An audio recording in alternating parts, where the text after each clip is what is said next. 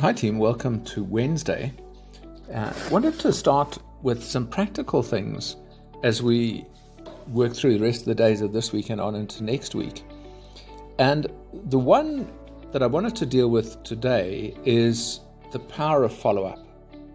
And follow-up is one of the things that we drop most, that we don't do very often, or that we start a process assuming that the process will carry itself through rather than by continuing the follow-up. And I'm going to use follow-up within a sales environment to be able to illustrate what I'm saying, the point that I'm making. But you can apply it to all sorts of things, because follow-up applies to friendships, it applies to relationships overall, and many other things besides.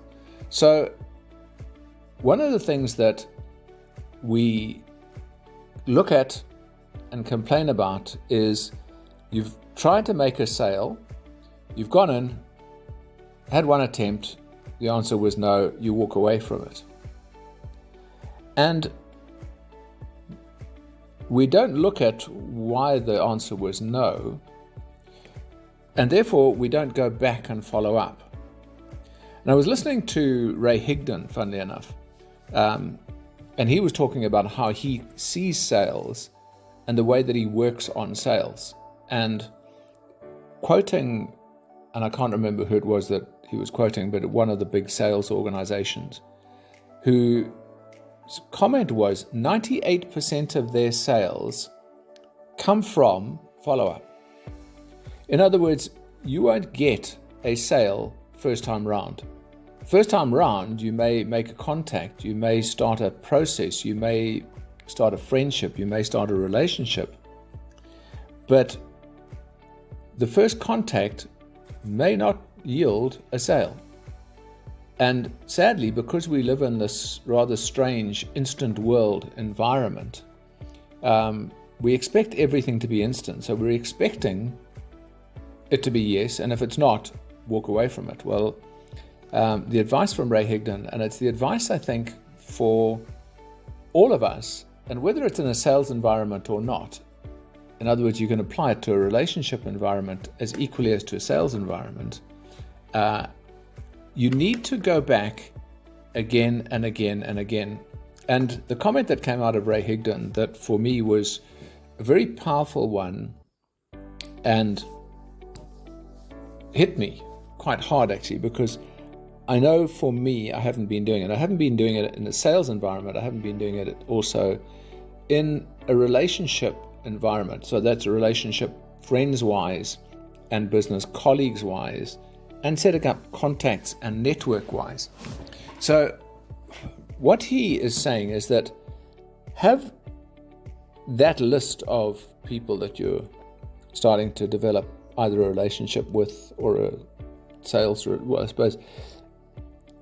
Let's deal an interesting concept. A sale is not a business transaction. It's the creation of a relationship.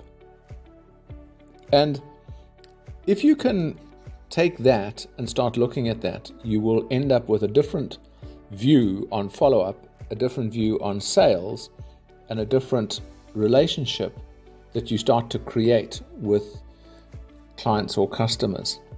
And it's really important to understand that, because that's what's going to create a difference between you and everybody else. So if what you can do is see a sale not as a business transaction that gets you money, but as the creating of a friendship, you will start to go a lot further. And then that gives you the ability now to see follow-up differently, because it means that no is not the end of the relationship. It simply starts the relationship on a different basis. You then need to now go back to them to start to create the friendship side of the relationship and stay in contact with that person using the friendship side of the relationship. So if you're looking at this now from a business point of view and you get turned down from the first business, don't count that as a break. In other words, if this is a network and you're starting to build a network, or this is a new business, it doesn't count you out because somebody said no at this point in time. It simply means that change tack. Keep following up. And how many times should you follow up? And the answer is until you have a definitive answer, yes or no. The no in this instance isn't, no, I'm not interested now, because you might want to continue the friendship and just keep continuing the friendship. The no would be somebody who is outwardly negative or abusive, and you don't want to continue in that environment.